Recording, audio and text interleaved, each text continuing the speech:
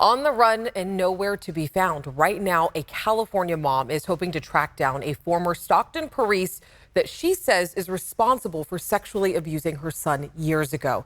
Our Jeannie Nguyen shares her story and the fight to bring her son's abuser to justice.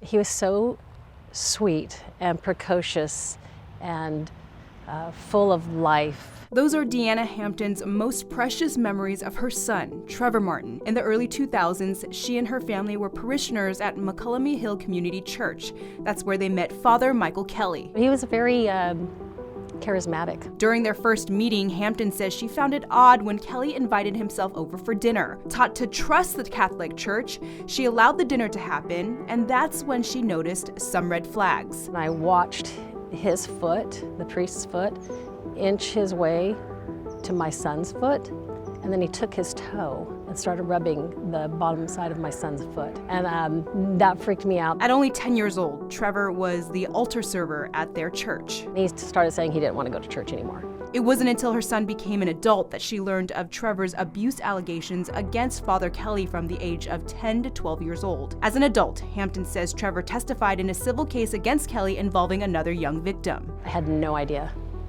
And in fact, like right now, it's very emotional to think about, as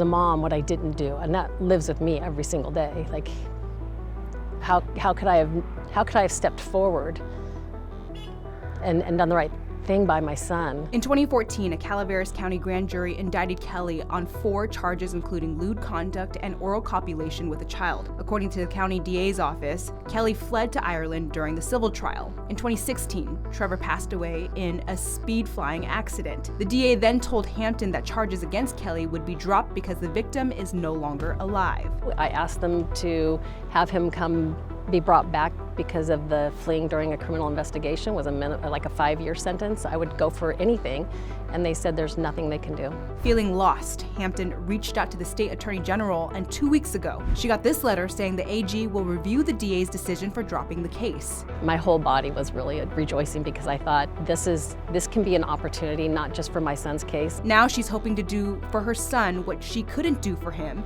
when he was alive. Be Trevor's voice and send Kelly a message. I want him to know that this is I have a steel resolve in making sure he's held accountable. In a statement to ABC 10, the Diocese of Stockton spokesperson says it will not comment on any investigation and will continue to cooperate with law enforcement.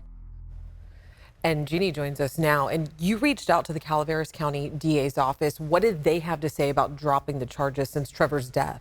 Now, Alex, DA Barbara Yook did say it would be unethical to go forward with this case, knowing it can't be proven in court. So there was no choice but to dismiss this. Now, however, statute of limitations in California for sexual assault cases are lengthy and sometimes have no limitation at all. Now, her office does encourage any other victims of Michael Kelly to come forward and contact her office to be considered for criminal prosecution. And I do want to mention the Attorney General has a website where you can report clergy abuse. We have that link on our website right now. Jeannie, thank you so much.